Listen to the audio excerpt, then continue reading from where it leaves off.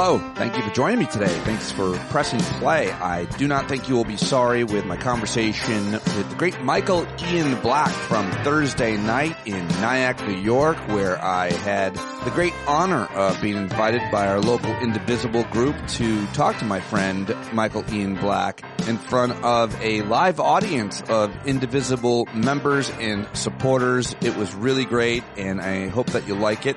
If you want to jump right to it, my conversation with Michael begins at 35 minutes in. But every day on the show, I give you the most comprehensive rundown of headlines, news stories that impact you, your family, and your community, news stories that impact a critical mass of people. That's how I decide which stories to pick. Of course, I've also got your clips, a clip show of sorts on Everyday Show. That's what I do. Takes a lot of work to put it together, so if you're not already a paying subscriber, I sure would love for you to consider a subscription. Go to patreon.com/PeteDominic right now. And speaking of right now, it's time to get to the news headlines. Organizers say more than 1 million people at over 1,200 rallies around the country this weekend.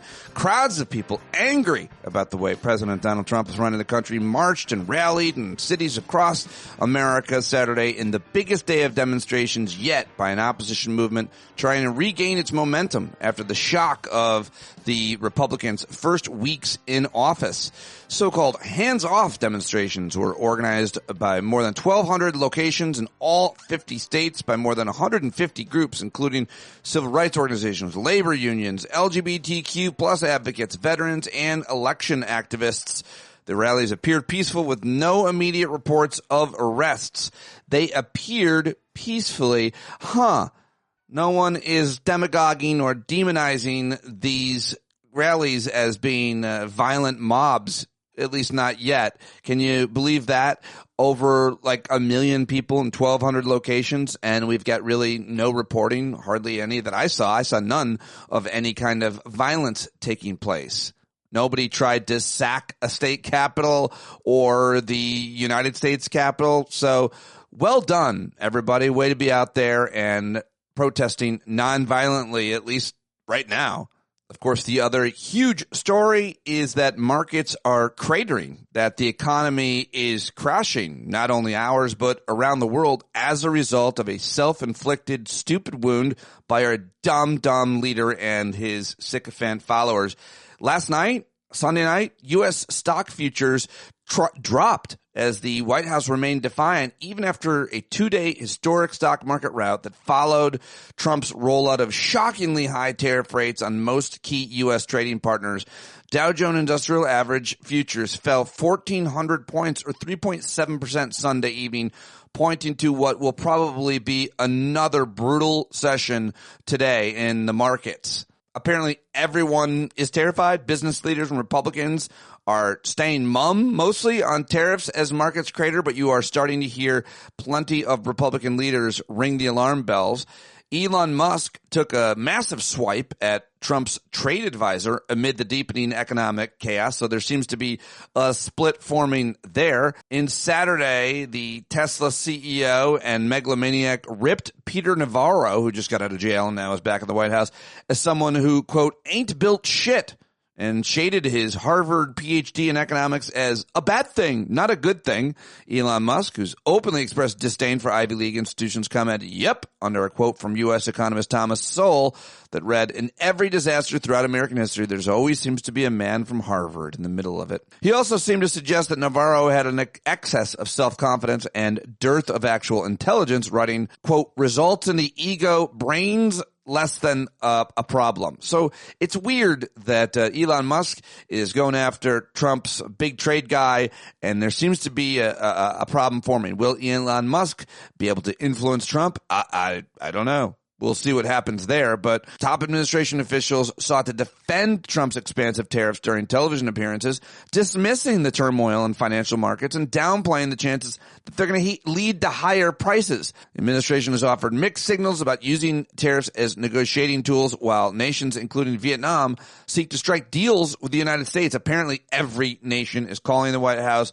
Everybody wants to try to find a way to negotiate, and you're getting mixed signals from the administration. On one hand, one guy on of Sunday shows saying there's room for negotiation. Another guy says there's no negotiation. So, of course, they're not on the same page because the leader himself changes his mind left and right, hour to hour on a vast array of things, and nobody wants to get on the wrong side of him. So we'll see what happens today. That's all I've got to say about it as of right now. In other news stories, a federal judge called the deportation of a Maryland man to a notorious Salvadoran prison a grievous error, adding the Trump administration's conduct, quote, shocks the conscience. The judge has ordered the government to return the man. His name is Kilmar Armando Abrego Garcia, but the administration has said it can do little to bring him back and asked an appeals court to halt the order. So that story continues to get worse, and I think they even dismissed the judge, if I have that right. Oh, but don't worry. Health Secretary Robert F. Kennedy Jr., that's right, a conspiracy theorist grifter, is the Secretary of Youth, Health and Human Services. Unbelievable.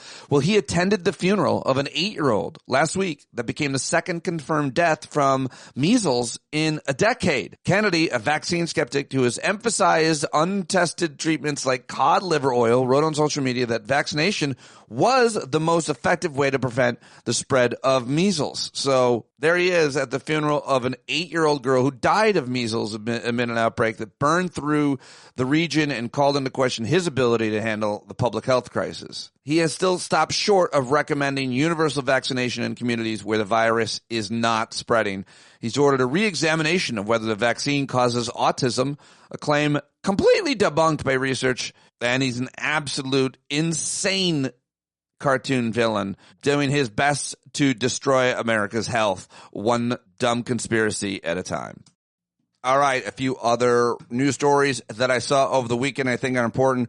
The U.S. National Oceanic and Atmospheric Agency, NOAA, is poised to now eliminate most websites tied to its research division under plans for the cancellation of a cloud web services contract, a move that could snarl operations at several labs. And that sounds like a terrible headline in news that's going to have reverberations throughout the country when it comes to weather and climate. Israeli strikes on the Gaza Strip killed at least 32 people, including over a dozen women and children. Local health officials said on Sunday the war continues to rage there with the deaths of innocent women and children in Gaza. It's absolutely horrific. A nonpartisan government watchdog, Citizens for Responsibility of Ethics in Washington, also known as CREW, which has a great reputation, has sued the Trump administration for dismantling the Freedom of Information Act office at the Center for Disease Control and Prevention. So CREW continues to file lawsuits and hopefully will win yet another one. And horrific weather over the weekend continues from the week. This storm, relentless, life-threatening weather conditions continued into Sunday across multiple states, including the threat of severe flooding in Memphis, Tennessee, and Little Rock, Arkansas. Tornado watches in Louisiana, Alabama, Georgia, and Florida. Since Wednesday, at least 18 people have died amid the outbreak of severe weather. Several people killed in southwestern Tennessee after a strong tornado ripped through the city of Selma. I normally don't report on these kinds of things here in the news, but this storm is really bad and has continued to ravage communities across the country. But don't worry, our leaders will take care of us. Sigh. Okay, well, those are the headlines I've gathered for you from the weekend. Now it's time to get to the clips. It's a clip show. I've got all kinds of audio almost entirely related to the economy and these stupid tariffs. And I know people are concerned and angry and frustrated and scared, and I am too, not only about the self-inflicted wound of tariffs that really, if you learn to understand it, and you'll know more if you don't already after some of these clips, you'll realize how stupid they are and how unnecessary and how terrible they are. But then you also have Elon Musk and his Doge boys cutting government and destroying government in so many ways. So there's a lot to be concerned about. I get it. I'm there with you right now. And now it's time to get to some of those clips I've gathered for you. First, a lot of people are giving credit to CNBC's Steve Leisman, and he has been ringing the alarm bells in no uncertain terms. Here he is on Friday night's episode of All In with Chris Hayes on MSNBC. What's your takeaway from these last 2 days? Well, We can go through the tick by tick. I came into the studio about 6:50 this morning when China put those retaliatory tariffs on, and it was clear to the market we're in the middle of a trade war, and I watched the market go down another 500 points. Later in the day, we learned that Fed Chair Jay Powell, he cannot step in to rescue this market because he has to worry about inflation. He can't just worry about the downside growth. But if you take a step back, what's really happening here, Chris, is the market is pricing in the high probability of a recession. That's really what this is all about right now. How much, how little, we don't know. I will say that if there is going to be a recession, there could be further for stocks to fall here. One way to think about this, Chris, is the future value of America is now $7 to $10 trillion less than it was before Donald Trump took office. And I guess another way to think about it is this, that, the Titanic hit an iceberg by accident. This is the equivalent of steering the Titanic towards the iceberg. What's not happening here is the market is not pricing in some form of golden age where manufacturing comes back to America and this country prospers as a result of that. The market prices in future values, and that's not happening. And just one more thing, Chris, which is a lot of conversations I've had with big investors, people who manage a lot of money, is this sense that they thought that Donald Trump, and especially the lieutenants around him, the Treasury Secretary who was a hedge fund manager, the Commerce Secretary ran an investment bank, that they cared about things like the market and the economy, and they could keep the worst things of Donald Trump from happening. Well, that's gone. There's not a sense that anybody, I don't know if it's competent or anybody who can, the adults have left the room, is maybe one way to put it. Yes, that's maybe one way to put it. Adults have left the room. Well, Steve Ratner was one of President Obama's Treasury advisors, economic advisors, and I don't always agree with that guy. He's been wrong about several things, in my opinion. But here he is also on MSNBC talking to Nicole Wallace. That used to sort of be a political analysis that people in your world didn't care so much about, but it is all of our world that came crashing down today. It's really quite extraordinary, Nicole. First, I'm tempted to say that if you lose CNBC, you've really lost the business community, and he has really lost the business community. I think I would just address what you and Steve Leeson were talking about by saying this. Donald Trump doesn't have a lot of principles. We know that. He was a Democrat. He was pro-choice. He's anti-choice. He's all over the place on almost everything. The one thing, as you just noted, that he has fervently believed from his birth, presumably, for reasons I don't know why, is this idea about tariffs, and trade deficits are inherently bad. Tariffs are good. It's a 19th century way of thinking about an economy, but he believes it fervently. And so to your very good point about why is nobody telling him something different, I'm just not sure on this issue there's much of a way to move him. Lutnick has been quite outspoken, at least since he was picked, about his support for tariffs. Peter Navarro is a crazy tariff guy. And Bessent has been very quiet on this issue. And he did go out and do what he had to do this morning, but it didn't feel like his heart was really in it. Let me ask you about Mr. Bessent then. Is he someone who'll stand there and watch Trump destroy the economy? Well, I don't know. We'll find out. He's never been in a position like this. There's no track record he has that would let us know. You mentioned Mnuchin. Mnuchin did a really good job of kind of navigating his way through it. A lot of what Trump did in Trump 1.0 is not stuff that I suspect Mnuchin loved, but he worked his way through it. So my guess is Bessent is going to work his way through this and let Trump be Trump, frankly, to pick that old phrase up. What does that mean? What it means is that, as Steve said, what's different from this is much worse than what the market expected. Nobody thought he was going to go this far. Number two, there's no idea that these are up for negotiation. It's not even really clear what they're trying to accomplish. There are two ways to think about this. One, that they actually want to bring manufacturing back here, which, if they do, is a long, long, difficult process, and it's not going to end anytime soon. The other is that it's some kind of negotiation. But I don't know what you're negotiating with Bangladesh about. What is it we want them to do that they're not doing? They're not trade manipulators. They're not unfair traders. They're making sneakers and clothes and all the stuff they make there. So it's really hard to see how this movie ends, which is why the market is so upset. And my last point, which Steve made also, the market and business hates uncertainty almost as much as they hate reality. And so this is just going to really put sand in the gears of this economy. It's going to slow down investment. It's not going to cause business to rush out and build a lot of factories here. Of course, it's not going to cause businesses to rush out and build a lot of factories. And we were building factories, and now they've stopped being built because money for them came from the Biden administration. Well, it was bipartisan. And now you're seeing a lot of these factories, battery factories and others being halted. I mean, trying to understand it. Well, here to explain it to us are four members of the administration, quick clips. But first, let's hear from the Treasury Secretary, Scott Bessent, who seems to have no clue at all what he's doing.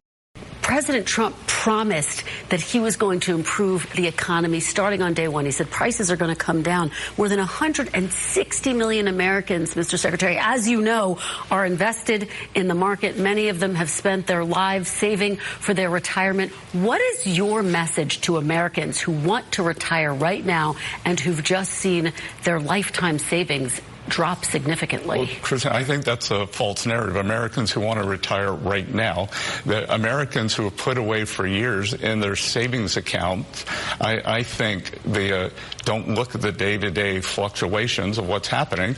And, in fact, most Americans don't have everything in the market. Most Americans in a 401k have what's called a 60-40 account. That is 60 of 40 accounts that are down 5 or 6% on the year. People have a long-term view. They have a program. That the reason the stock market is considered a good investment is because it's a long-term investment. If you look day to day, week to week, it's very risky. Over the long term, it's a good investment. Oh, okay. Well, that explains it. Absolutely idiotic, that guy. Did he calm you down? Do you feel better now? Well, this guy, Kevin Hassett, is even worse. Listen to him on ABC News with George Stephanopoulos trying to explain it using the metaphor of an apple tree, and it doesn't work. The president's own vice president last term, Mike Pence, said this is the largest peacetime tax hike in U.S. history. Your response? Well, we just saw that the Senate has agreed to budget rules that the House is negotiating with them now that is going to give the biggest tax cut in history in order to make space for these policies and to not have the runaway deficits that gave us all the inflation in the Biden administration. Then we've got an all-of-the-above approach where we're reducing taxes, reducing spending, reducing regulation, and imposing a baseline tariff around the world and hitting the harder actors, the tougher actors, harder. That's what President Trump campaigned on. It's a sound policy. It's why people voted him into office, and it's what we're doing right now. We're delivering out the promises. But a tariff is a tax increase, isn't it? A tariff is a form of tax. It's a way that you collect revenue when you import products, yes. And consumers pay that tax, correct? No, because it depends on supply and demand, elasticity of supply and demand. And again, if you thought consumers are going to pay that tax, then you should be puzzled about why it is that countries are upset about it.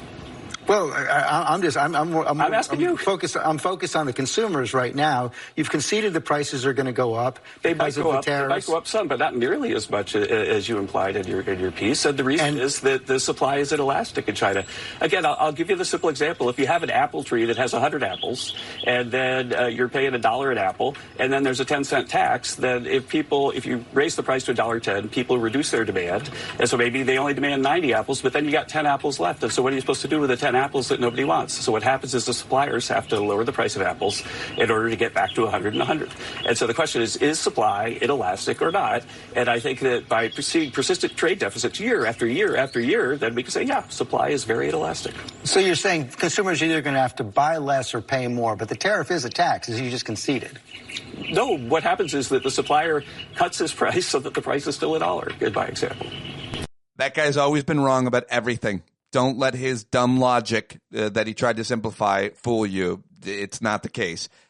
Here also is Trump's Secretary of Agriculture. She was on with CNN with Jake Tapper, and he tangled her up pretty good here. Not that it was hard. For example, President Trump laid out with a giant graphic of all the countries where tariffs were going to be, what he called reciprocal tariffs were going to be imposed. And you're imposing a 10% tariff on the herd in McDonald Islands. The herd in McDonald Islands have 0 human inhabitants. They have 0 exports. They have 0 imports. They do have a lot of penguins. Why are you putting import tariffs on islands that are entirely populated by penguins? Well, I mean, come on, Jake. Obviously, Here's the bottom line. We live under a tariff regime from other countries. We have too long the McDonald Islands is not imposing the idea that America goes first. I mean, come on. Whatever. Listen, the people that are leading this are serious, intentional, patriotic, the smartest people I've ever worked with. I did not come up with the formulas. I'm the ag secretary. I studied agriculture at Texas A&M. I was in a lot of conversations to make sure our farmers and our ranchers were part of that. The president recognized the importance of inputs. We got potash and fertilizer to make sure they could do their planting. But I have no doubt that I speak on behalf of President Trump when he would say he has the utmost confidence in the team and what they have built and what they have put together. And we are unleashing a new golden age, and we will see an economy that will benefit not just every corner of America, but our farmers and our ranchers and the people that have been left behind for far too long by both Republicans and Democrats. Somehow I think farmers and ranchers are going to be up in arms. Maybe they'll have cutouts that will somehow appease them. But I don't think so. I think they're going to be in the streets with the rest of us. But let's play one more. This one seemed to me probably one of the most idiotic, least likely things to happen. This is Howard Lutnick. He's a Trump sycophant for a long time. He's Trump's Secretary of Commerce. And he seems to think that Americans are going to be doing the jobs that Chinese people have been doing. And by the way, killing themselves at these jobs, these Apple phone manufacturing plants. They're horrible places to work if you haven't heard about it. But Howard Lutnick can't wait to put them in Ohio. I don't know. Great American workers. We are going to replace on other the networks, armies of millions of people. Well, remember, the army of millions and millions of human beings screwing in little screws to make iPhones. That kind of thing is going to come to America. It's going to be automated, and great Americans, the trade craft of America, is going to fix them, is going to work on them. They're going to be mechanics. There's going to be HVAC specialists. There's going to be electricians. The trade craft of America, our high school educated Americans, the core to our workforce is going to have the greatest resurgence of jobs in the history of America to work on these high-tech factories, which are all coming to America. That's what's going to build our next generation of America. All right. Well, I don't think so. I don't know. I don't really know much, but I don't think so. I don't think those factories are coming here. And if they do, it would take a long time for them to be built. And when they do, who is going to work in them? Who's going to be? And by the way, I saw one analysis saying that if iPhones were made in America, your iPhone would cost between $30,000 and $100,000. No joke. That's the true cost of a phone if you actually paid the people living wages and gave them labor protections that you would have to get in an American factory. But, maybe they'll just turn American factories into sweatshops and people will start throwing themselves off of the catwalks that they're building their iPhones on. I don't know. All right, well, here is, I thought this was great. This is Sam Cedar, who I love, the Majority Report host, friend of mine. He's been making the rounds just about everywhere. I think Sam is one of the smartest commentators out there. And he had American Prospect's David Dayen on, and they pointed out the ridiculousness, inconsistencies, and idiocy of Trump's Secretary of Treasury, Scott Bessent, and others. Played a clip of Scott Bessent, or Bessent, as I like to call him, whose explanation of the tariffs was that our federal debt is so out of control that we're probably headed for a crash. And the way that you know it is because things were going well. And that often the crashes happen. There are only two states of being, going well or crash. And so he is correct. It has to be true that you're going well before the crash. It's literally like saying, I've studied car crashes, and every time before a car crash, a car was moving. So That's right. As night follows day, crash follows good time. They took trade deficit that we had with any other country. They divided that by the amount of goods. They didn't count services, which should be included within the context of trade calculations, and then just came up with a new number that they said was a tariff, and then we imposed that tariff, and they're called reciprocal. It's even worse than that because the numbers that they use display a surplus, like a trade surplus with the Netherlands and Hong Kong and Singapore. And that's only because they have ports. That's the reason that there's an alleged surplus of goods coming in from the U.S. to those countries, because they literally land in those countries before going out to the rest of the world. Well, that makes a lot of sense, and I thought that was helpful, David Dayen with Sam Cedar. But I also thought this is really interesting. This is Fareed Zakaria, again, a guy I don't always agree with, but I thought this about 3 minutes from his CNN show. Fareed Zakaria, what's it called? GPS? I don't know what it's called. It doesn't matter. I think this is really a pretty good 3-minute explainer from him. Liberation Day is an apt name for Donald Trump's policy to impose massive new tariffs across the world. His view of the United States is of a victimized colony, taken advantage of by other countries that have robbed it of jobs, industries, and money. This week, when announcing his tariff plans, he said this. Our country and its taxpayers have been ripped off for more than 50 years. Trump's acolytes like J.D. Vance and Howard Lutnick parrot this view, painting a picture of a hollowed-out country with empty factories, unemployed workers, and stagnant wages. The reality is the opposite, and it is only because it is the opposite, in other words, because of America's unrivaled economic power, that Trump can even attempt his tariff policy. It is U.S. economic heft that allows him to try to force the rest of the world to bend to his will. But Trump is using American power in such a capricious, destructive, dumb way that it will almost certainly result in a lose-lose for everyone. The real economic story of the last 3 decades is that the United States has surged ahead of all its major competitors. In 2008, the U.S. economy was about the same size as the Eurozone. By 2023, it was nearly twice that size. U.S. average wages were about 20% greater than the average of the advanced industrial world in 1990. They are now around 40% higher. The average Japanese person was 50% richer than an American in 1995 in terms of GDP per capita. Today, an American is about 150% richer than a Japanese person. In fact, the poorest American state, Mississippi, has a higher per capita GDP than Britain or France or Japan. And yet, Donald Trump has been convinced that all these decades, as America has moved ahead, it is actually in steep decline. His worldview seems to have been set in the 1960s, when in his memory, America was a great manufacturing power.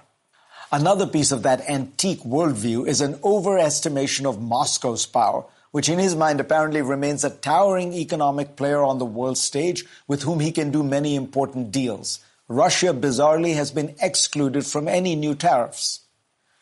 The reality of America as the dominant nation in the fastest growing and most critical spheres of the global economy today, technology and services, seems to mean nothing to him. His tariffs have been calculated using a method closer to voodoo than economics. Among many mistakes, they are based solely on U.S. trade deficits with countries in goods. That America runs huge surpluses in services, exporting software services, movies, music, law, and banking to the world, somehow doesn't count.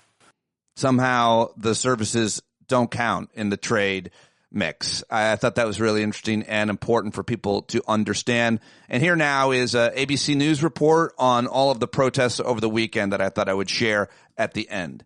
Millions of people taking to the streets Saturday across this country protesting against the Trump administration's policies and massive cuts to the federal workforce.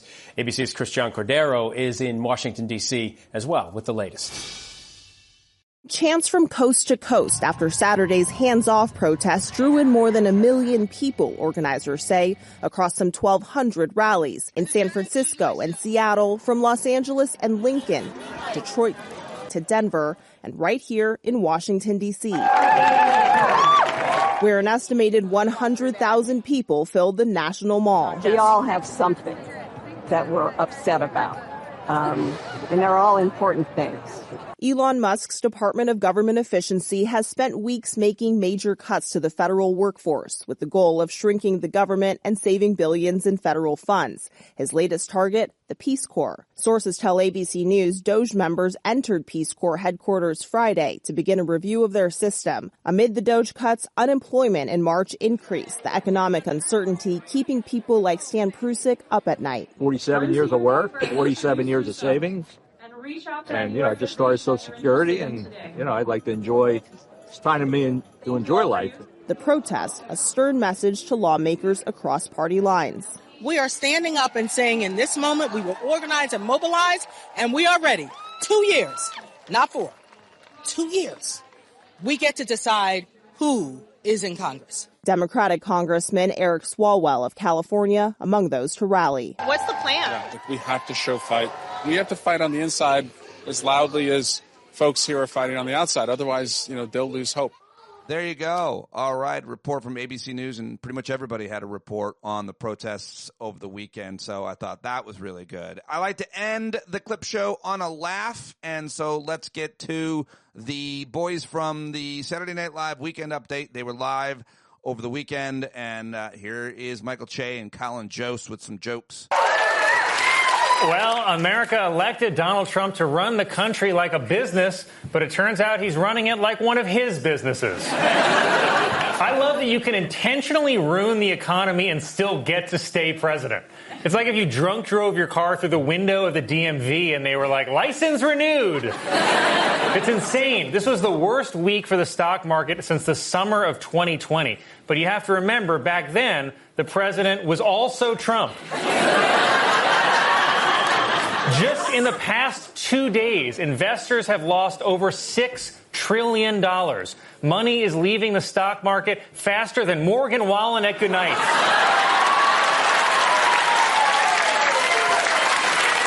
President Trump announced a tariff on all goods imported into the U.S., saying that the U.S. has been plundered and raped by other countries, and Trump will not stand for plundering. An economic slowdown from tariffs could be especially hard on China because it's not easy to tell a child they're getting laid off.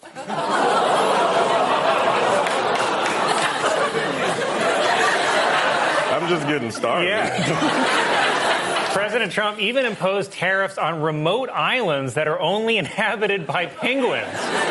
Well, then maybe penguins shouldn't keep pushing their gay agenda. Senator Cory Booker set a record giving a 25-hour speech on the Senate floor, which is crazy. I mean, I've been talking for 45 seconds, and I already want to go home. The previous record was actually held by Strom Thurmond, who spoke for over 24 hours to protest the Civil Rights Bill, and look how effective that was.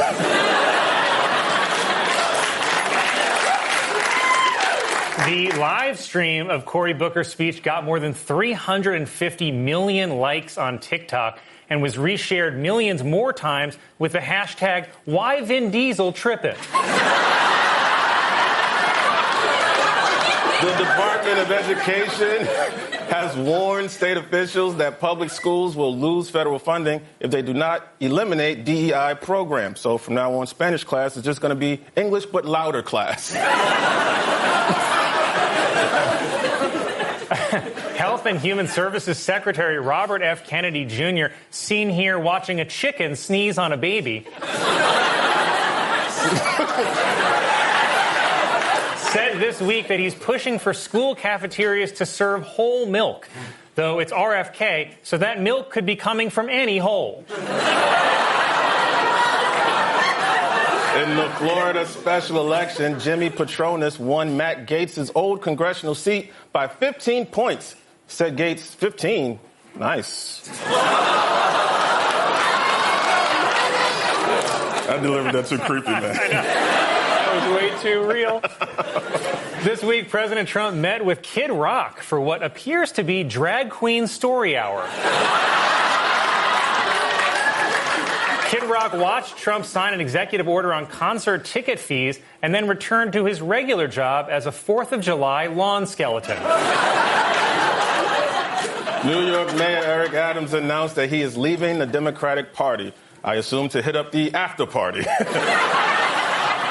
All right, there you go. Last brought to you by the Weekend Update, Saturday Night Live this past Saturday. And this past week, of course, I got to sit down with my old friend Michael Ian Black, comedian, actor, writer. You got to subscribe to his Substack. It's so good. He's obviously been in so many different TV shows and films, State, Viva Variety, Stella, Wet Hot American Summer. Michael and Michael Have Issues, and so much more. He was in one of my all-time favorite NBC shows, Ed, with my friend Tom Cavanaugh. He's written a number of books, including several for children. Michael and I go way back to my SiriusXM days, where he used to join us on a fairly regular basis, maybe a few 4 or 5 times, and we always loved talking to him there, and I kept in good touch with him and have supported him in every way I can. He's been on the podcast a couple of times, so when the Indivisible group in my town, friends of mine, invited me to invite him, they said, do you think you could get Michael to come join us? I said, well, I'll try.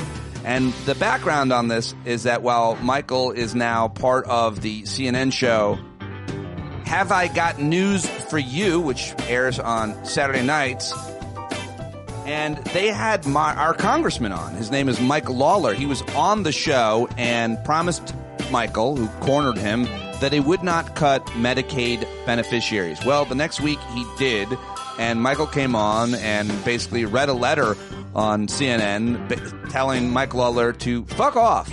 And so we were so energized in New York 17, where Mike Lawler is unfortunately our representative, we thought it'd be awesome to have Michael join us. So what you're going to hear here is us playing the end of that clip from CNN, and then me introducing Michael in front of all of the people of New York 17 that he was speaking on behalf of on CNN. I think that explains it pretty good, right? Yeah. All right. Here we go from this past Thursday night, right here at the Hotel Nyack in Rockland County. My conversation with Michael Ian Black, taped in front of a live audience of amazing activists. Go follow Michael on social media, support him on Substack. Let's do it. I wrote him a letter. I wrote him a letter. Do you mind if I read it? Yes, yes, please. It goes like this. Hi, Mike. I'm calling you Mike because when I asked you last week if you preferred Congressman or Mike, you told me to call you Mike. So that's what I'm doing. Also, I don't see the need to call you Congressman because you won't be one much longer.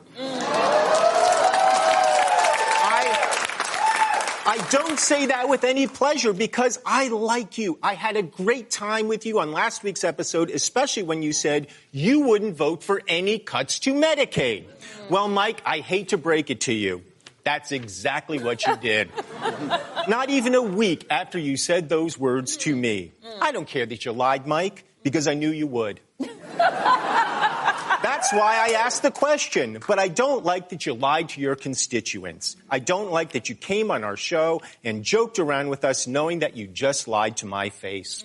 Was everything that happened between us a lie, too?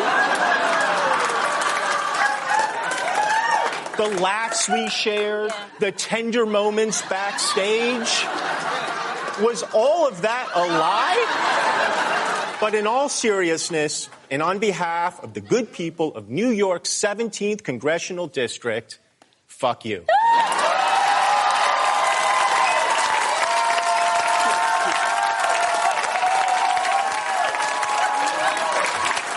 All my best, Michael Ian Black.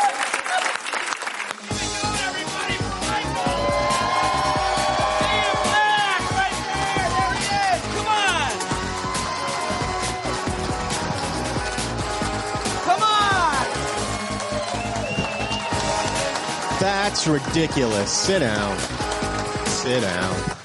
Thank you. Yeah. Nice How to be about here. it, huh? That was so amazing. And what's even more amazing is that you're here. You're here. You did all that, and now we force you to come up here. Big round. The price was right, Pete. I mean, you offered that check. I was like, sign me up.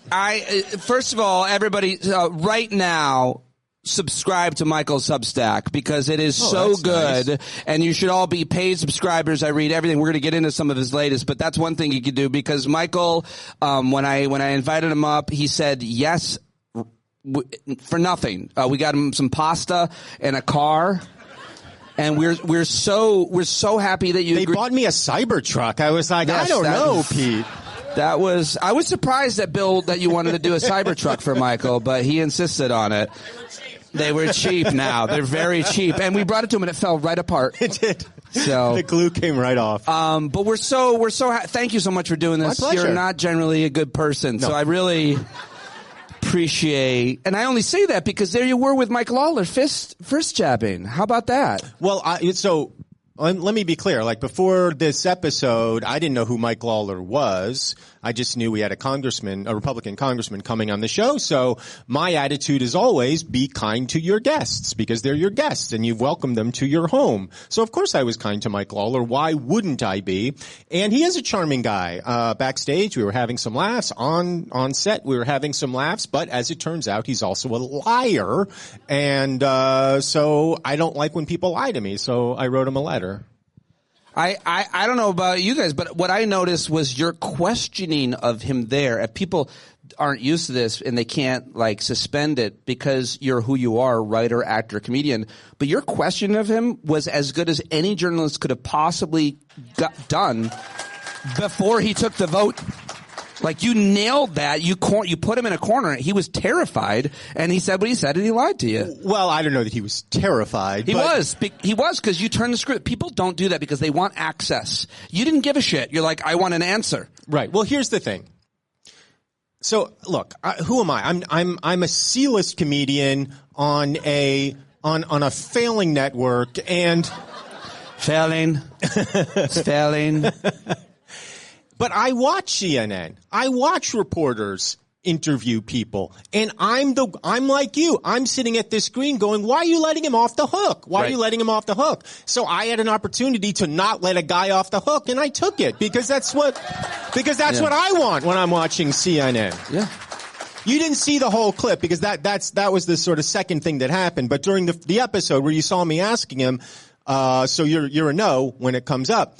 That went on in studio for I feel like 3 or 4 minutes. They truncated it for the show, and then they further truncated it for this. But it was uncomfortable, and like I don't like doing that. I'm not a confrontational person, but I just felt like there just aren't enough people out there holding these people accountable for their words, and so I did, and.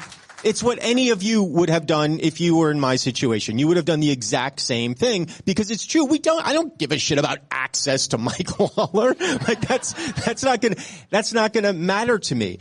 And ultimately, for me, this event, the reason I'm here isn't about Mike Lawler. I don't give a shit about him. I don't have a bone to pick with him other than he lied to me. But what I don't like is cravenness, and what we're seeing across the Republican Party and sometimes in the Democratic Party is just craven behavior, people doing the easy thing because they can and not standing up to their paymasters, like Elon Musk is his paymaster, and it just infuriates me. And so I'm here just because I believe that we need to hold people to account, whatever the party, Mike Lawler or anybody else. We just need to hold them to account for their words and for their actions. Indeed, and that's why we're all here. And I mean, furthermore, I mean, you want consistency, you want honesty, you're open. You hate Medicaid, and yet you held him. Yes.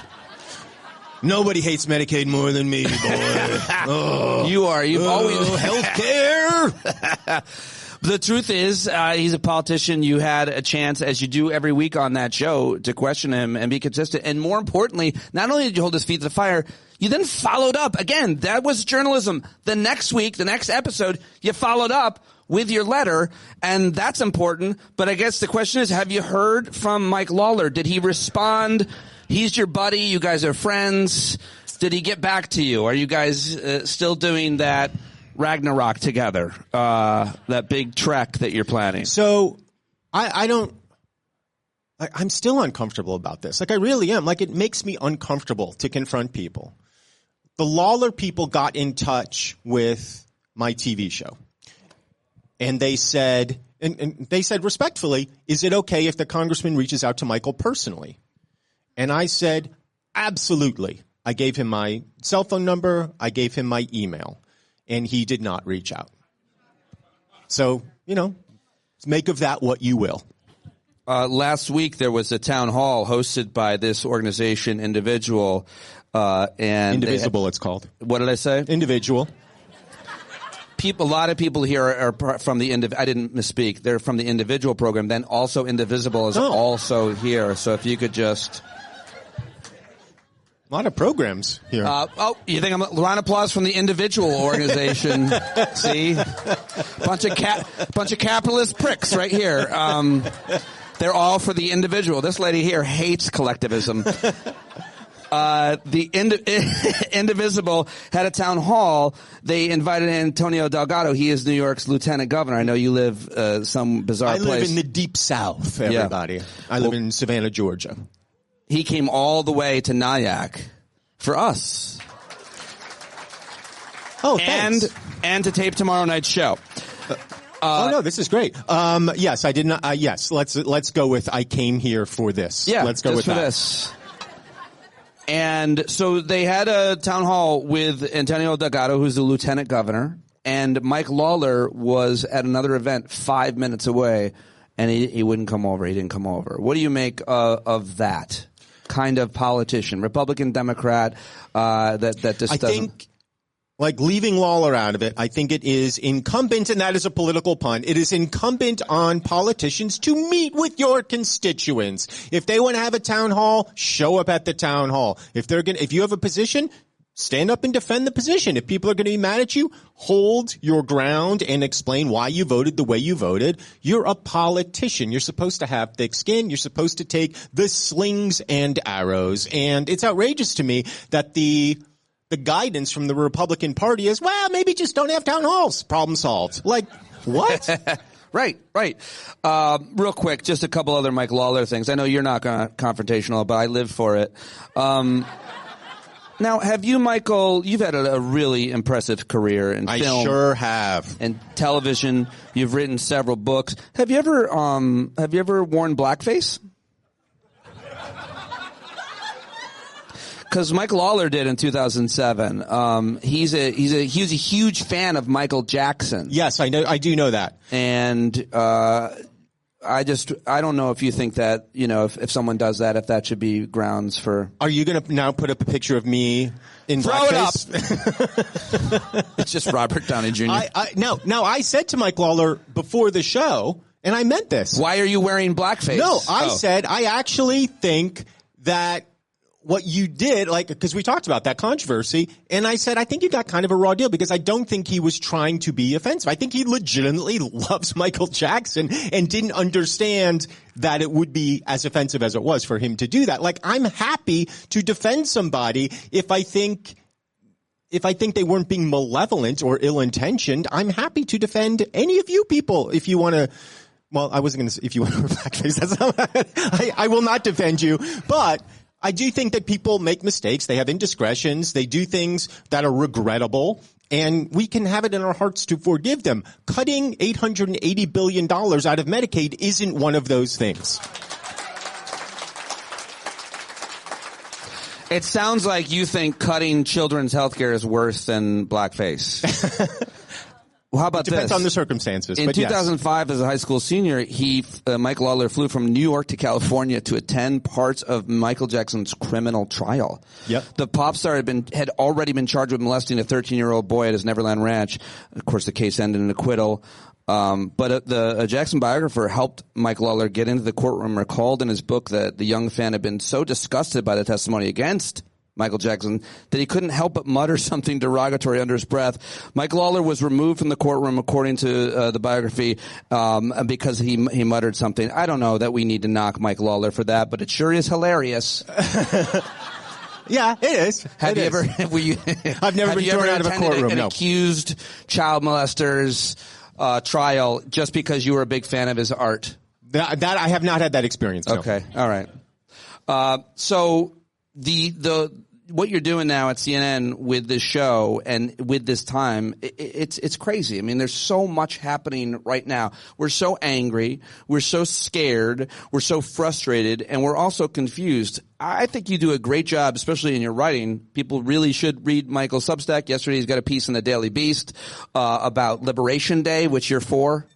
Fully.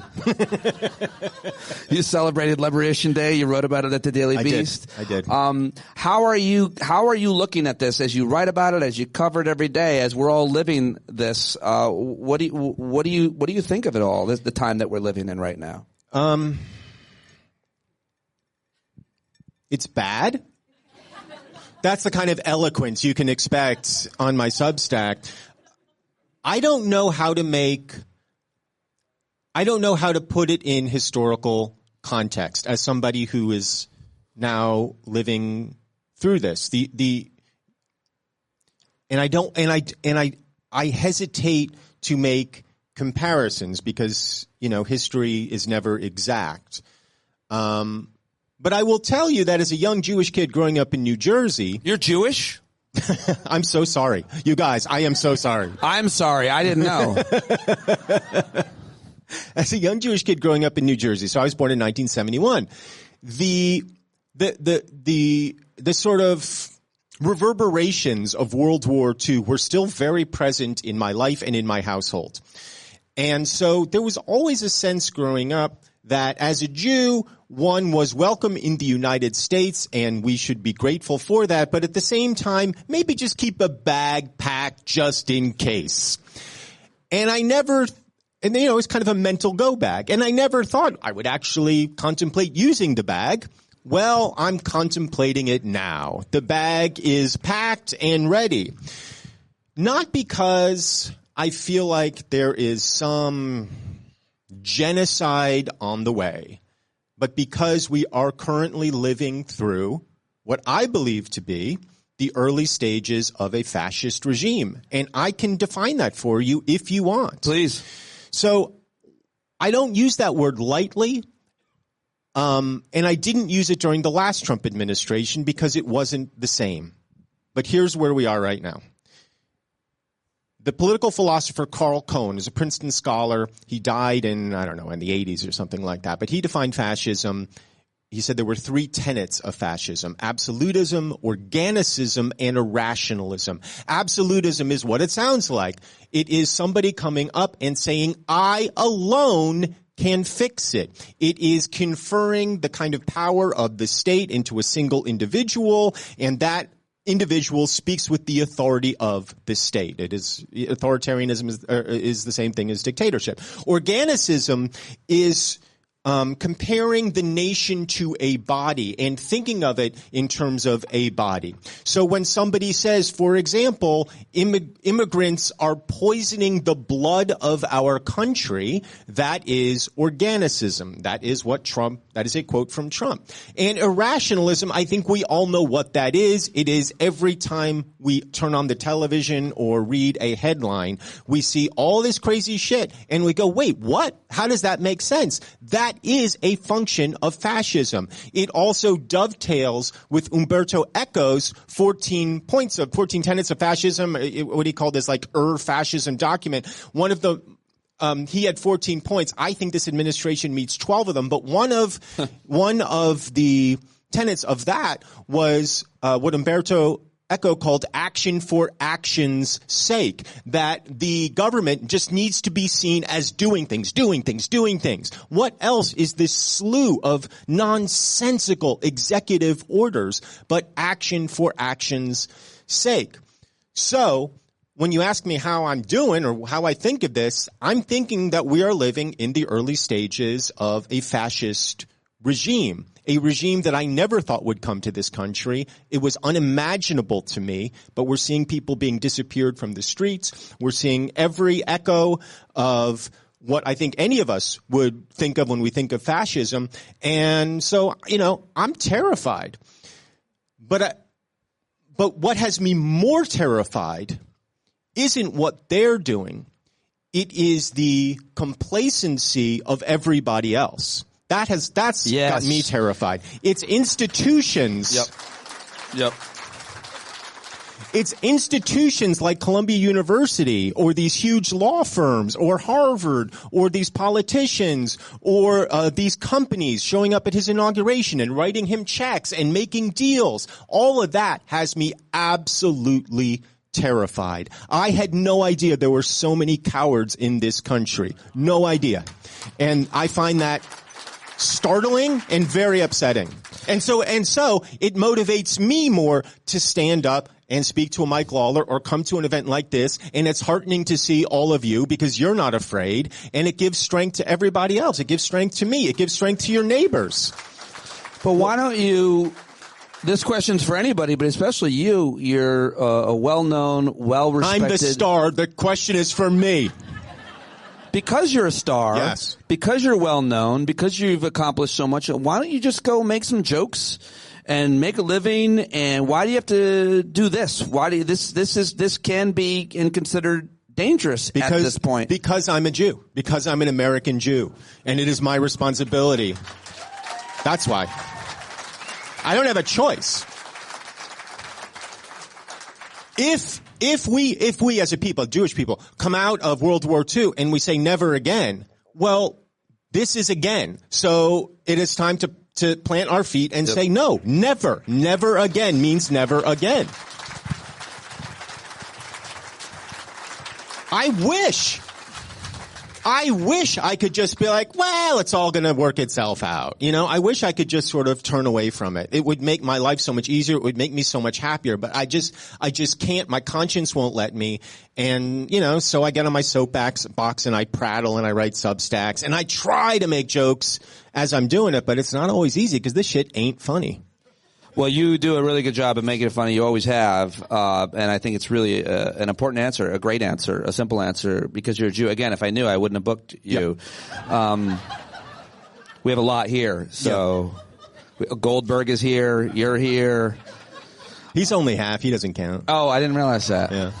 Well, so right now in the county, Mike Lawler is accusing a Jewish woman who you just met, Beth Davidson, who's, you know, she's religious. She goes to synagogue. She's involved in the Jewish community her entire time living in Rockland. He's accusing her of being an anti-Semite. and because some of her supporters held up signs with questionable whatever. But like the idea is like, well, she can't control their supporters, what they say.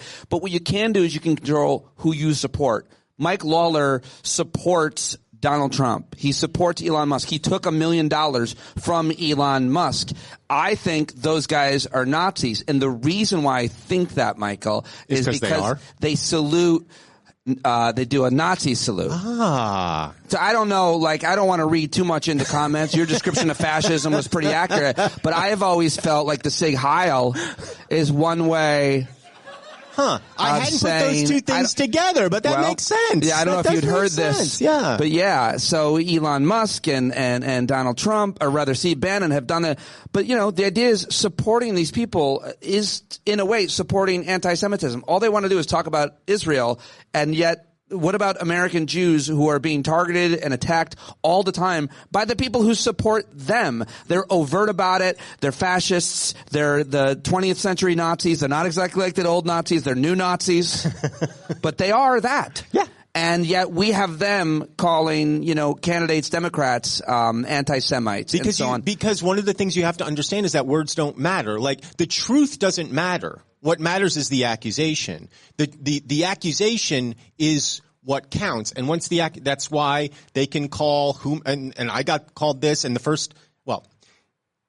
accusation is what matters. It's throwing as much sort of caustic shit out there that you can, knowing that your opponent will then be sort of rock back on their heels and feel the need to defend themselves from whatever nonsense you're putting forward. Facts don't matter. Science doesn't matter. You know, the truth of an insult doesn't matter. Like, it doesn't matter. It's about just flinging shit at the wall, like Steve Bannon said. Like, just to give you an example, I got called there's a right-wing commentator named Mike Cernovich, and he called me a pedophile, and this is before they were calling everybody pedophiles. So I was sort of first in line for that. Joining us now, Mike Cernovich. And it was devastating. I for had me. the same thing happen. It's horrific. It's the worst thing you can call a person because if it creates a shadow of a doubt that you've ever done something inappropriate, it's way worse than being called a racist epithet because that's a name. Calling someone a pedophile is calling someone if I believed that someone is a pedophile, I would want to hurt them. I would want to. So calling someone that is a destructive finish. Sorry. But yeah, it's horrible. I've had it happen many times. So it's a horrible thing. I was rocked back on my heels. I talked to a lawyer about it, and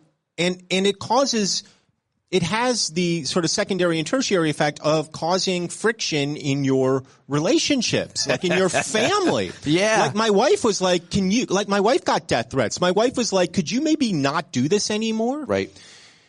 And, my kids, were at the time, I guess were probably in junior high or high school or something like that.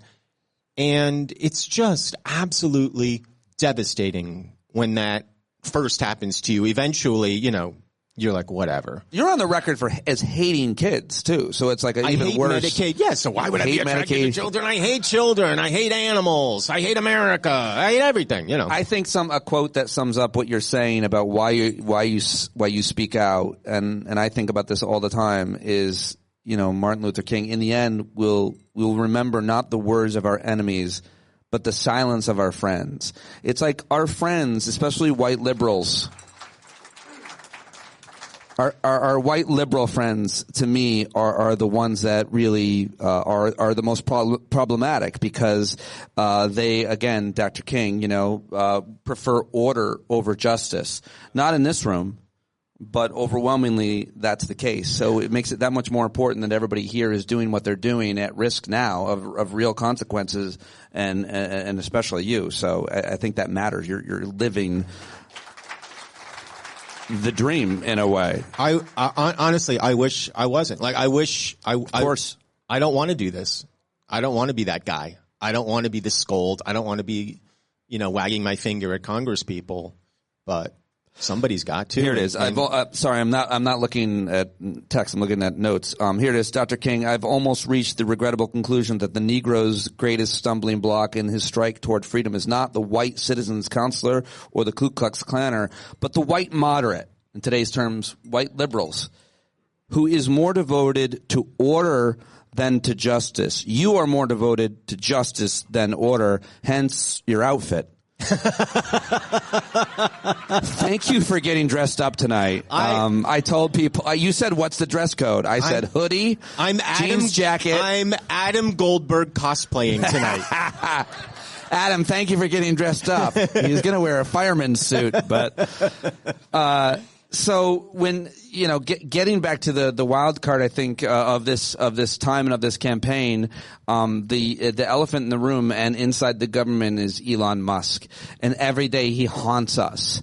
And he just funded this Supreme Court justice campaign in Wisconsin, and he lost real big because of some of the people in this room that made calls, but because of activists like this. So do you see, you wrote this Daily Beast piece about Liberation Day, or no, I think it was one of your latest Substack, about finding hope, about finding the light. When you see things like that, does it give you hope that maybe we can do something here? We can save this country? I'm never without hope. There'd be no reason to speak out if you didn't have hope.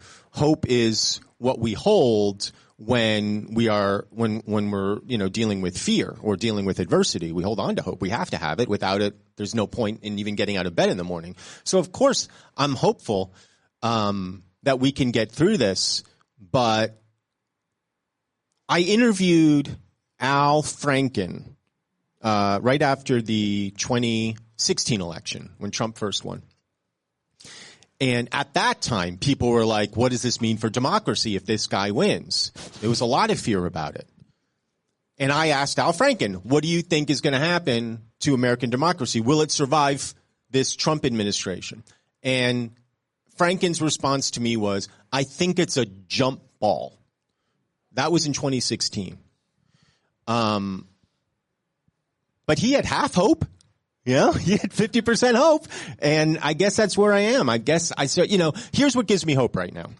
At the moment, the courts are holding. They're respecting more or less the wishes of the courts. There will be an attack on the courts. I think we know that. There will be impeachments of judges. They're going to try to get rid of district courts.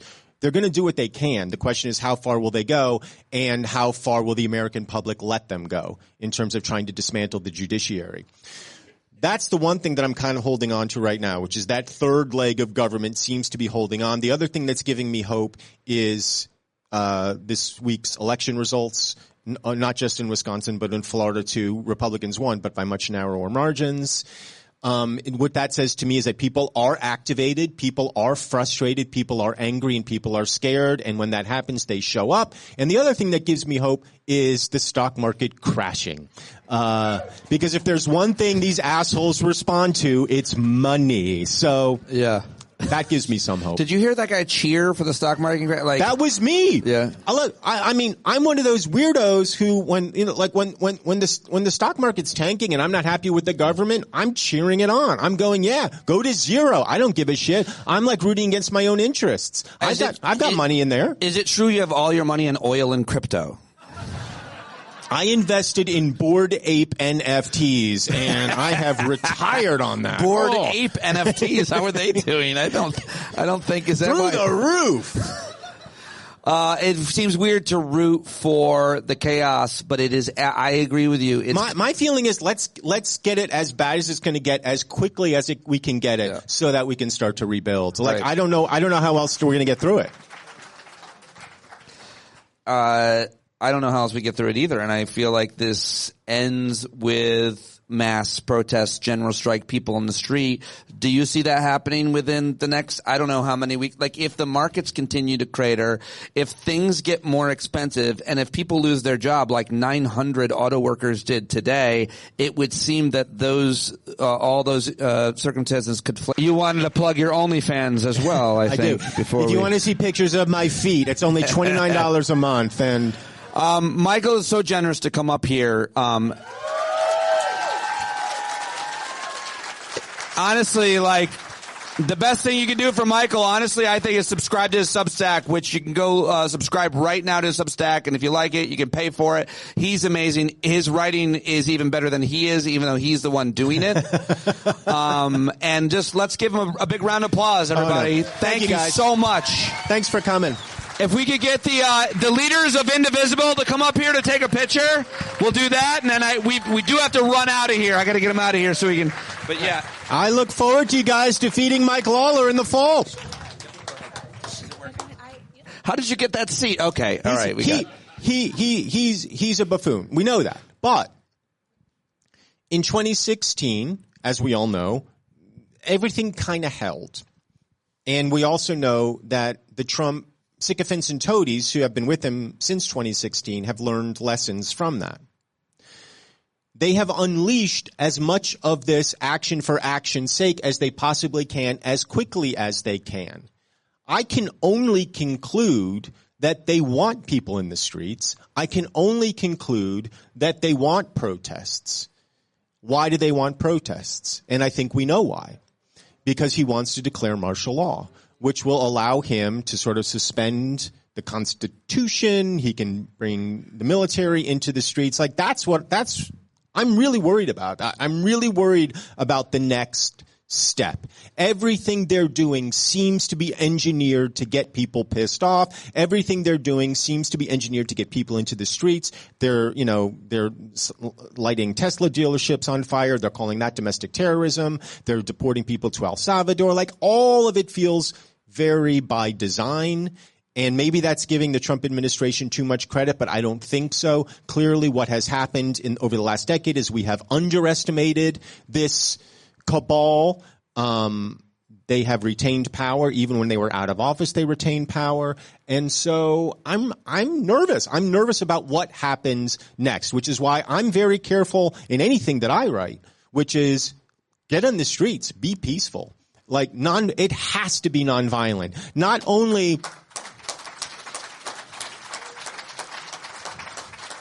only tactically, but strategically. The long game has to be to restore or renew the American constitutional order. That cannot happen on the backs of violence. It just can't. The old American order was established on violence. And we have been paying the price of that violence ever since this republic was founded. And as we renew our commitment to democracy, which is what I hope the end result of this will be, I want it to be founded on equality and justice and the elements of the Constitution that I think we should hold dear. I mean, my own feeling about where this is all going is probably unrealizable in terms of what I want. But in terms of what I think is possible, I think it has to start with nonviolence. And nonviolence has to be the strategy moving forward. Always. It just has to be. We cannot when Biden was in office and, these MAGA people were like, come and get it, my gun and whatever. And the attitude from my point of view was always like, what, you're going to take on the United States military? Are you an idiot? But that's also true now. The military will be loyal to the commander-in-chief for the most part. And so just keep that in mind when you're protesting, Be smart. Yeah. I mean, we have to. Plus, it's weird because I was talking to you and Adam Goldberg earlier, rich celebrities. You both said you would pay protesters to take your spot in the streets. Do you want to be transparent? I've got Soros on text. If anybody wants Soros bucks, just hit me up after. I think those are all really good points. Bill, you obviously agree with nonviolence. It's in the indivisible code of conduct. And Dr. King is someone you quoted and we hold dear. Right, which doesn't explain you vandalizing a Tesla down on Franklin Street, Bill. I don't know. You were very nimble with the other, I think, thing that AI, it was all AI. It was AI Bill Batson? That's hard to do. If you want, I can freak people out further. You guys want to be freaked out? And now, Michael Ian Black will freak us out further. Because I have a theory, a wild-eyed theory, that I think makes everything that's happening make sense. And makes Trump look like an evil genius. It can't be right then. I know. All right. And it starts with the premise that Donald John Trump believes in climate change. This is a bit then. No, this is my wild-eyed theory. It starts with the premise that Trump knows climate change is real. He knows, and it also starts with a historical event, which is him almost getting shot. And maybe actually getting shot and maybe not. Who knows? My theory is this. Trump knows climate change is real. He's surrounded by people who know climate change is real. And what they're telling him is, hey, sir, and they're coming to him with tears in their eyes, of course, sir, the southern half of the United States is going to become more and more inhospitable to life and difficult to live in over the next 50 to 100 years. As a result of that, migration patterns are going to start moving north into colder climes. As a result of that, Canada and Greenland are going to start opening up in terms of mineral resources, and they'll be able to grow oranges in Ottawa. They'll be able to grow oranges in Ottawa. Exactly right. Canada is well positioned to become the new superpower in 100 and 150 years. In conjunction with that, and this is where the getting shot thing comes in, Trump, who has never considered anything beyond the next 5 minutes, is now, because of getting shot, I think seriously looking at his legacy and seriously think people said this changed him. And I believe them. But what I think people were misinterpreting is they thought it changed Trump for the better. No, I think it changed him for the worse. It made him look at the sort of globe and say, what can I do to secure my legacy? Do you think it's a coincidence that he's talking about having his face on Mount Rushmore? It's not. And the reason he's thinking on those lines is because he's looking to secure American hegemony over the next 100, 200, 300 years. How does he do that? He annexes Greenland, which is going to become a lot more hospitable. He somehow gets control of Canada, whether we invade it or whatever. He's also well aware of the demographic shifts in this country. He knows that white people are set to become a minority in the next couple of decades. A majority minority. Yes! I hate to break it to you, Pete. What does Canada have a lot of? White people. They got more diversity than we do, though, but they do have a lot of whites. They have a lot of whites, and I think Trump is thinking about this strategically. He thinks they have only white. He may think that. They all play hockey. Yeah.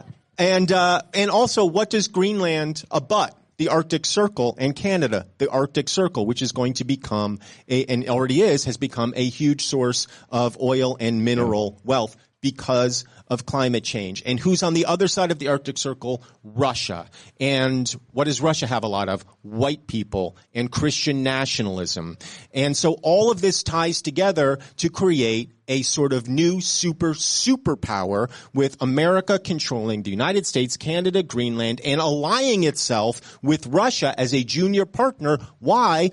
So that they can institute what we're calling competitive authoritarianism or a liberal democracy or just straight up fascism, depending on how you want to define it. And Europe will then become an afterthought. And we're already seeing us tearing up our alliances with Europe, and I think that's why.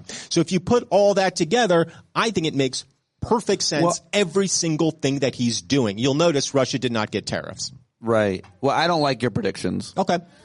I told you it's wild-eyed. I also think it's correct. I heard a Canadian say the other day, I was born Canadian, I'll die Canadian. And they will fight to the death before we will ever invade. And I don't think American fighter pilots are going to bomb Canada. Yeah, they will. No? They absolutely will. Do you have any fighter pilots here? Let me ask you about, I want to ask you about media and I want to ask you about Democrats. First of all, your colleague and friend, Amber Ruffin, who's great. And we tried to book her, but she said no, so here you are. No, like she was supposed to be the comedian at the White House Correspondents' Center, which of course we know a lot about that gig. And the White House Correspondents Association themselves canceled her. Mm-hmm. And they said, we want to focus on journalism. We don't want to be divisive. And I don't want you to speak out of school, but what do you think about that? And if you do want to speak out of school, what does she think about that? So without speaking out of school, I think it was shitty and cowardly. Because they knew who she was when they booked her in February. Nothing has changed since then other than their own cowardice has become magnified. And I don't want to speak for Amber. I have spoken to her a little bit about it. I don't want to speak for her. It's her story to tell, so I'll just keep my mouth shut. Go ahead, speak for her. Don't speak for her. But in terms of the media in general, you've always been on the periphery, writing, talking, making jokes. Now you're at CNN. So arguably, and we just saw you perform better journalism than most journalists. What do you think in general about what's happening with media? Because that's where we all get our information from. It's corporate media, it's independent media, and it's arguably the media that has to kiss the ring, whether it's the Associated Press with the Gulf of America still standing strong, or any of these other networks paying out, millions of dollars in lawsuits, ABC News and so on, the Washington Post, of course, owned by Jeff Bezos. I always love talking to you and reading your opinions on media and how it shapes our ideas. Anything you want about, being at CNN, your role there, what you think corporate media could do better, or the rest of us that, including yourself, are independent, how we can do a better job.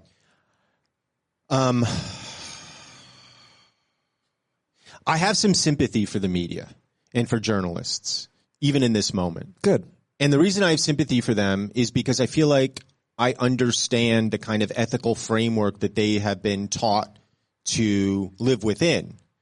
The problem is it's an ethical framework that is no longer applicable to the state of our country. Exactly. Change the game. Yeah. The game has changed. Yeah. And so you have people coming on your network who will just sit there and lie to you. And as a journalist, you're kind of in a tough position, particularly as a television journalist, because you only have 6 minutes for this segment and your producer's in your ear saying, yeah, but we really want to get to X, Y, and Z. And so you can't take the time to push back.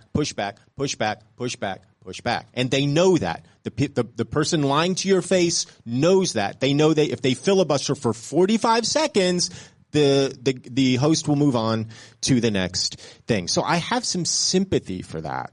I understand where they're coming from. I also think they need to grow some fucking balls and confront these people. Speak truth to power. That is ultimately the fundamental job of journalism. Yes, you're getting the facts. Why are you getting the facts? So you can confront power with the truth and have them either defend it or change their position. But whatever we're doing right now isn't working. You know, the best journalism right now is independent journalism. It's coming from people who don't have access. It's coming from people who are just synthesizing the information and spitting it back out to you in ways that are digestible and make sense. I don't envy them. I wouldn't want to be them. But CNN, nobody's doing a better job than CNN. In a few minutes, I'm going to open for some questions, and Michael and I will banter about them. So if you have any questions, think of them now. But I want to get your take on the Democratic Party. It's real easy to criticize the Democrats. It's real easy to criticize individuals. Obviously Chuck Schumer has gone through the barrel over the past couple of weeks. But I mean, you had Jasmine Crockett on the show; she's great. And we just saw Cory Booker break Strom Thurmond's record, which is pretty amazing and pretty inspiring. And so, yeah, what do you think about the Democrats along the same lines of the question? Like, I feel like the argument, the conventional wisdom is they too have been playing the same game. Like, we don't have fascism actually happening. I'm a little further ahead than you are on that. I think we're there pretty in deep. I mean, I had it happen in Congress. So what do you think about the Democratic Party, their leadership, the movement, what they could do differently, better? You've talked to a lot of them. Well, clearly the Democrats have been caught flat-footed. Clearly they're in a position where they don't know how to respond. And so now, how many days in? It's 70, 80 days in. They're starting to find their footing a little bit. The thing with Schumer, I think, really shook people awake. And people were like, wait, this is totally not what we want from you. Democrats, to just roll over. We want you to fight, even if the fight is performative. And by performative, I don't mean that it's useless, just that it's not going to affect change on its own. Cory Booker's filibuster isn't going to do shit on its own, but we can all draw inspiration from a dude standing up there for 25 hours, not drinking, not peeing, not eating, and speaking his mind. That's important. It's important to have our leaders standing up and saying, I believe something. I believe in democracy. I believe in the constitutional order, and I'm going to fight to my last breath to maintain that. So we're seeing people. We're seeing Bernie Sanders, AOC, Jasmine Crockett, Chris Murphy, Pritzker in Illinois. Like, we're seeing people start to rise to meet the moment. The more that you and I support those people in their efforts, the more courage they will have to do those things. They need our courage as much as we need theirs. And it's important for us to support them when they're doing things that are helpful and that we agree with. I feel like I've covered national politics for over 15 years. I've been involved in all kinds of different movements. Did you say for over 50 years? 56 years. When I was covering Lyndon Johnson, I looked exactly like this. And I still do. I would say Lyndon. I called him Lyndon. Sometimes I call him Lynn. I think 15 years. I covered it. Like, I started when Obama became president. You know, I was still doing, comedy, but I was like in media. And it's easy to be in media. You cover the national thing so everybody knows what's going on. But what we don't have is local coverage. So we don't have media local journalism in Rockland County, in New York 17. We have very, very little. And that's true across the country. And what I've learned is that each one of us can have a far greater impact in our local communities than in national politics. So we're talking a lot about Mike Lawler in New York 17, but I'm most focused on the school board, on the town board. What is your experience and what are your thoughts about both media coverage of local politics and, more importantly, getting involved in local politics if you're not running for something, doing something to help somebody run for something? Because that's what these folks are all doing here. And a lot of them know each other, and, events like this, hopefully we'll get to know each other better. But what's your thoughts on acting locally? I am of the opinion that every single person has the ability to be active and or protest and or speak in the way that feels right for them. And that the most important thing is to be involved in some way, whether that's at the local level, school board, whether it's writing a stupid Substack, whether it is speaking to your neighbors, whether it is showing up at Tesla and protesting, whether it is all of the above, whether it is running for office yourself. I don't think it matters that much what you do, so long as you're doing something. Showing up tonight is doing something, and it's important, and it creates community. And so tomorrow, when you're at the grocery store and you run into your friend and they say, "How are you? Well, what have you been up to?" I went to an event last night and I was talking to my neighbors about X, Y, and Z. Well, suddenly that person who maybe wasn't as activated is interested and compelled by what you're saying, and that gives them a little spark.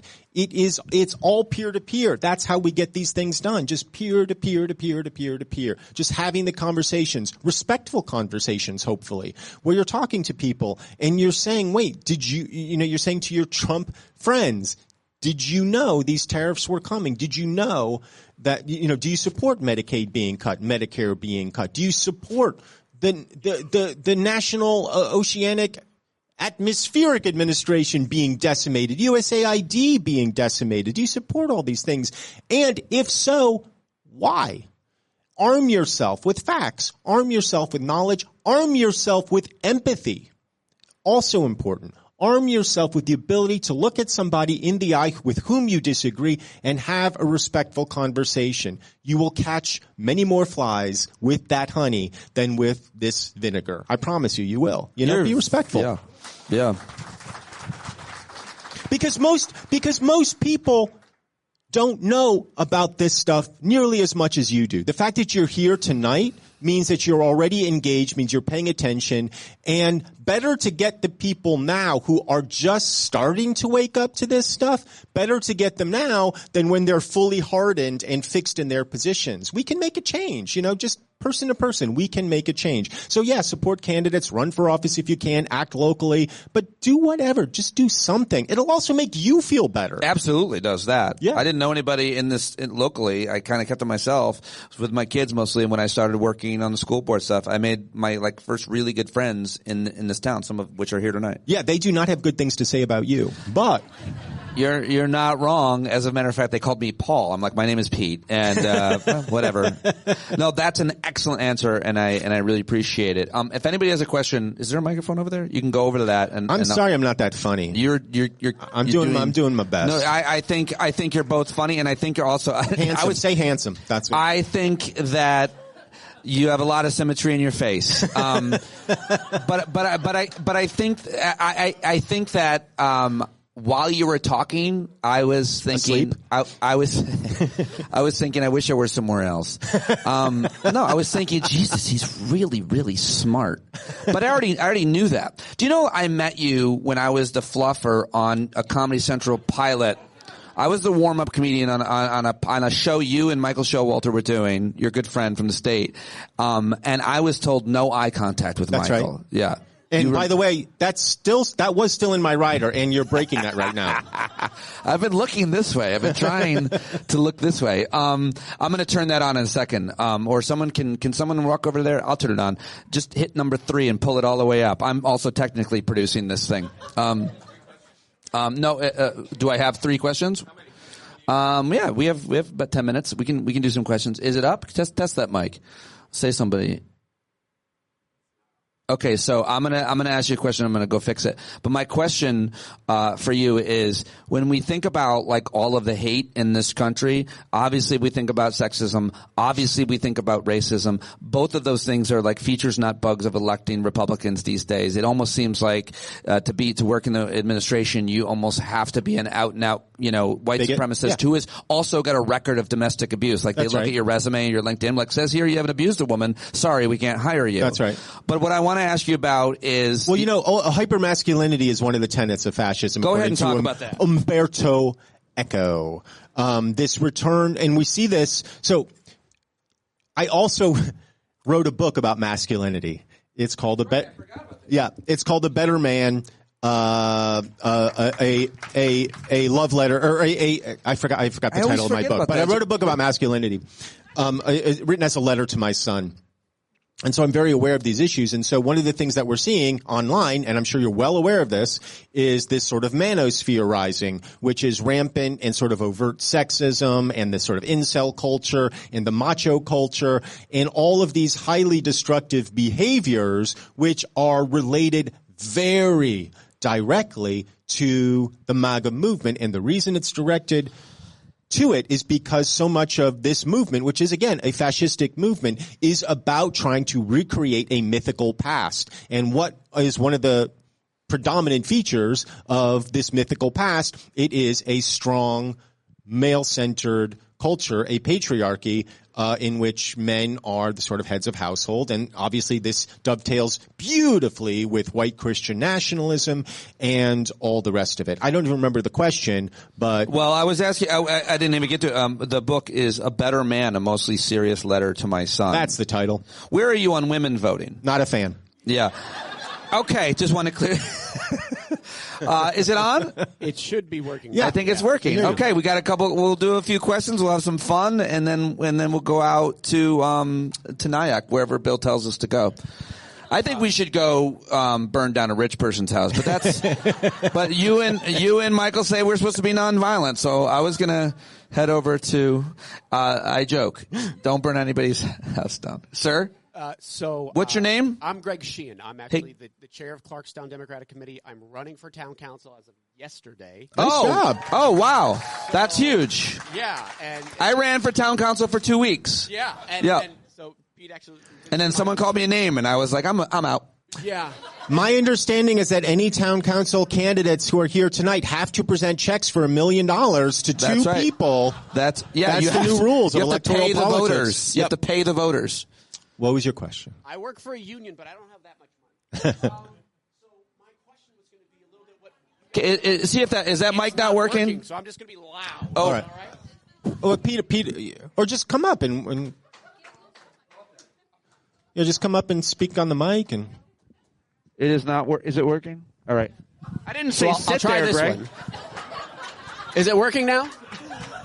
So ask your question from here. You're a better looking host. How do you recommend that we deal with the things that flung at us and still have that empathy that you were talking about? Because it's something that I think that we all struggle with at times, right? And it's a very important thing to make those connections that you talked about and get this done. Because you have to understand that everybody is the hero of their story. Everybody thinks they're the good guy. Everybody is operating from the same base emotions. Fear and, well, let's go with fear, because I think that's mostly what MAGA is. It's a fear-based, fascistic movement, and they have been conditioned to see danger everywhere they look. And what is the natural response to terror is you look for strength. You look for a strong man, somebody who's going to protect you from the evils of this world. If you can remember that most of the people in MAGA world are not overt Nazis, but they have been conditioned through Fox News or Newsmax or wherever they're getting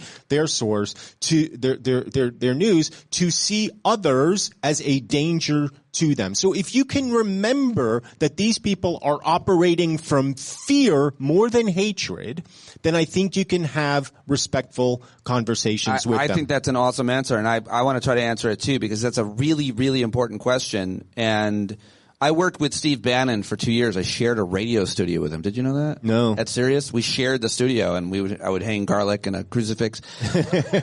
And then one day I walked in, he wasn't there, and I go, "Where is he?" And they said he's now running the Trump campaign. This is 2016, and witnesses said they saw him turn into a bat and fly out of. But I also have gotten to know, and I'll just go ahead and name this because a lot of people in this town know it, a guy named Pete Bradley. And he's a terrible person. He's done terrible things to this town. Without him, I think we'd be in everything he's done to me, to so many other people. So what I do, to answer your question, is I don't want to become them. And I hate them. I do. I use the word hate very rarely, but I hate them. But I don't want to become them. So this might sound cheesy, but to answer your question, every morning I do a meditation. I do a practice Sharon Salzberg teaches called loving kindness meditation. And I think of the people that I hate and I send them love. And I don't like doing it, but I don't want to become them. Because I don't want to lose my humanity. No matter what they've done to me, I don't want to lose my humanity. And so that's an actual practical thing that I do. And then I come out of my meditation and I say horrible things about them. Like I pretty quickly revert back, but I'm trying not to become them. Yeah. Hi, Mort Korn, as an American Jew, you touched on something when you started talking about anti-Semitism. You can come right up here and so we can all hear you. Easier. Yeah, I'm sorry about that. I didn't do a good enough job. You really didn't. Hi, my name's Mort Korn, and as an American Jew also, you touched on anti-Semitism. But what I want to point out is the cynical use of accusations of anti-Semitism to crush free speech, to disempower universities at the same, and also to draw in contributions from Jewish billionaires. And, we can take it down the whole road, speaking of fascist states, and I only talk about the government, not the people who live there, of Israel and what they've done to the Palestinian people. But, I'm opening up a whole lot of things, but just take it down that road. And also the understanding that these people, in a moment, will turn on the Jews. Yeah. They will turn on us in a minute. Of course. Great point, a great question, yeah.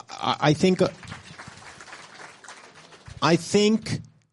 your antennae, my Jewish antennae, we don't have horns, but we do have antennae, are quiver anytime somebody's taking up the cause of anti-Semitism, particularly directed, when it's being directed at oppressed peoples. I want to say to Trump, I want to quote Will Smith and be like, keep my damn religion out of your mouth, because it's disingenuous and it's terrifying when you're using Judaism as an excuse to clamp down on protesters. Don't do that. Not in my name.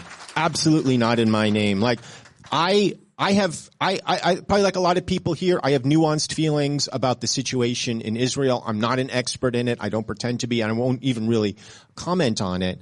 But I think what is undeniable is that the Israeli response has been abhorrent and traumatic and is destroying lives in ways that cannot be easily fixed.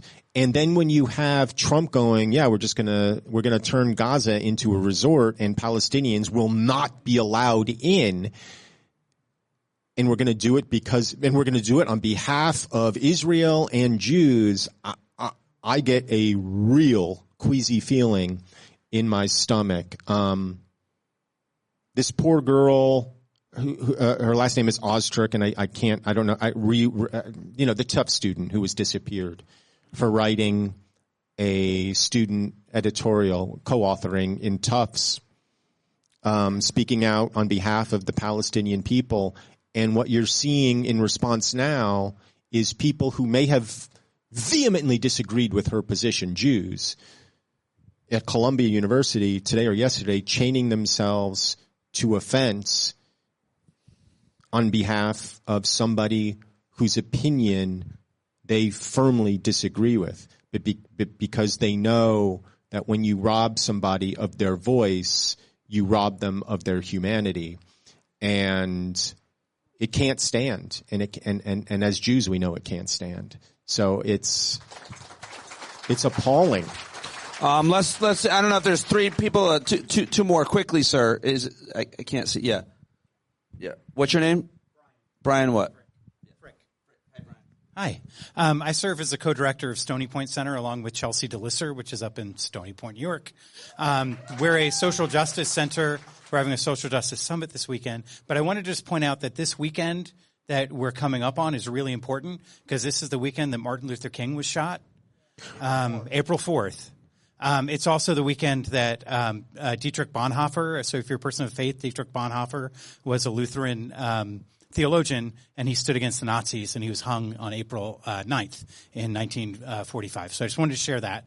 But I was wondering if we're having this gathering on Saturday. I was wondering if either of you would be willing to show up for 15 minutes on Zoom and talk to 200 people in Rockland County who are leaders of social justice centers.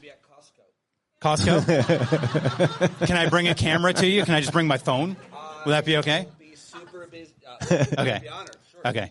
Anyway, we'll get in touch with you, but it would be just amazing. What time is your event?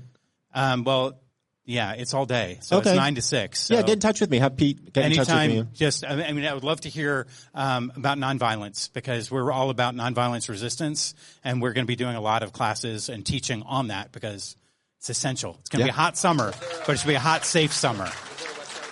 Yeah, StonyPointCenter.org. Yeah, get in touch. StonyPointCenter.org. And if you haven't signed up, sign up. It's this weekend. Okay, thank you. Sign up for that now, and I'll be there from Costco. Yeah, and quickly. Yep, let's do them quick, and we'll get everybody up here. Yes.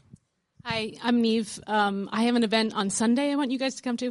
I'm kidding. No. I actually just wanted to ask you guys, because you're consuming, both of you guys, consuming a lot of news. It's like the wall of sound, and a lot of engaging executive function to kind of parse through this stuff, prioritize. So wondering about how you're managing mental health, and also how you are prioritizing all this information kind of. I'm very lucky because I have a television show where I get to yell. So I'm very lucky. That's how I am able to get it out. But I do think it's an important question. There is so much coming in, and our brains can only handle so much without becoming overwhelmed. I guess the advice that I would give, and that I try to follow myself, is to not feel like I have to learn everything about everything.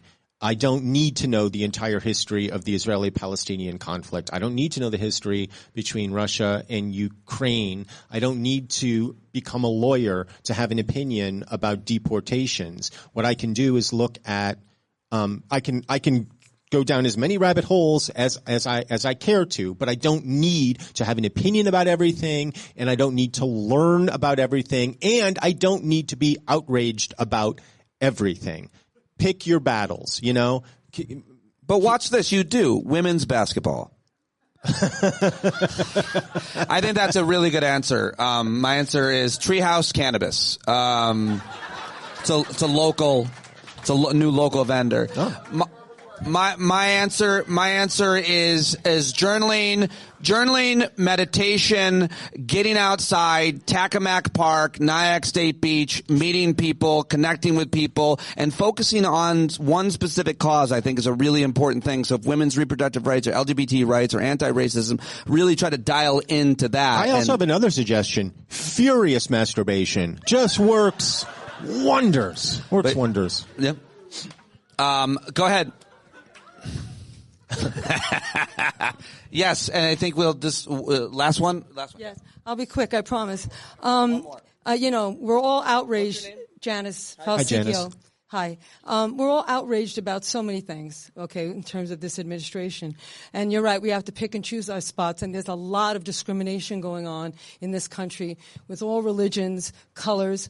But the one, to me, that is the most outrageous, if you could pick one, but they're all bad, is what's happening to women. Mm-hmm. Women are dying. They're dying every day. We are the collateral damage. No one is being right now persecuted other than the ones that are being shipped out of the country. Innocent people being shipped off to a horrible prison somewhere in another country. But women are dying. And women are dying. And when you go on these different sites to get your information, just last week, a woman in Tennessee, 13 weeks into her pregnancy, finds out that her baby is not going to make it. Yeah. She had to leave Tennessee and come to New York. A woman 20 weeks pregnant last week in Texas was going back and forth to the hospital. This just happened last week, to the point where she had to be dying. They wouldn't treat her. They put her in a room and let her bleed out for 4 days until she got to the point where she had sepsis and she was almost dead. And then so this is one issue for me, because again, you got to pick the one. And if I have to put all my energy towards one thing, even though I agree on everything you're saying, this is the one that really hurts me the most. I have granddaughters now. I have a daughter.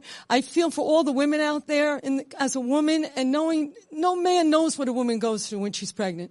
They don't have the right to make decisions on what we do with our bodies and how it feels. And how it feels when you have to make a decision like that. When these women wanted these pregnancies, who the fuck are they? Really, it enrages me that this son of a bitch is up there saying that he's proud that he overturned Roe v. Wade after 50 years, how he thinks the women should be punished.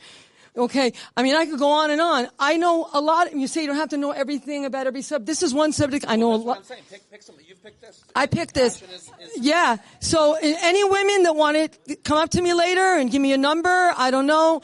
I feel like that's something that I can do locally that maybe can draw more attention, because we have to fight for these women that are dying every day. And I would say, if I could, what is it again? Your name? Janice, that was really great. And then we've got some great organizations right here in Rockland. Sometimes you feel that rage and you want to do something. What I've learned is one of the best things you can do is find an existing organization already doing the work and jump on, if not create your own. That was awesome, and I appreciate it. I think we had one more. Yeah. Did you want to make any decisions for women before we go to our next? Yeah. Yeah, if you could all see me after the thing, and I'll let you know what you should be wearing tomorrow for work. I'll be happy to. All right, there you have it. That was the second to last question, and then some guy came up and talked for way too long and plugged his own show and whatever. I'm not including that one, but I do. Here is the end of our conversation, the closing. You wanted to plug your OnlyFans as well, I think. Do. If you want to see pictures of my feet, it's only $29 a month. And Michael is so generous to come up here.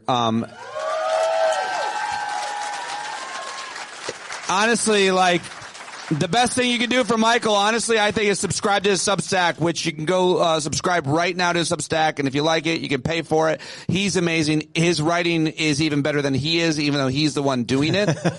And just let's give him a big round of applause, everybody. Oh, no. Thank you guys so much. Thanks for coming. If we could get the leaders of Indivisible to come up here to take a picture, we'll do that. And then we do have to run out of here. I got to get them out of here so we can. But yeah, I look forward to you guys defeating Mike Lawler in the fall.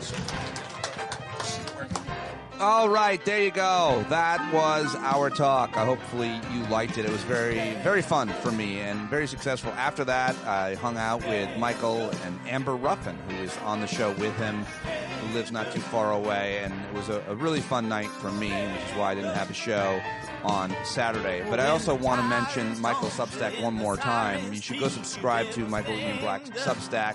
And I was so moved by his latest piece that he wrote about that night and what he took away from it. So I highly recommend that you go read that by Michael. It was titled A Hopeful Night in Nyack, and I'll include it in the show notes. I've shared it on social media, and it was real nice, and I was very happy to have him and that he wrote it. Hopefully you enjoyed that conversation, and I will talk to you tomorrow right here on Stand Up. Thank you so much for your support. I hope to see you at tonight's Hangout. If you're a subscriber, you should get an email and a link to join us at 8 p.m. tonight. I hope to see you then, and I will talk to you tomorrow. Otherwise, okay, bye-bye. Jon Carroll taking us out as always. Go buy his new album, joncarroll.org, right now.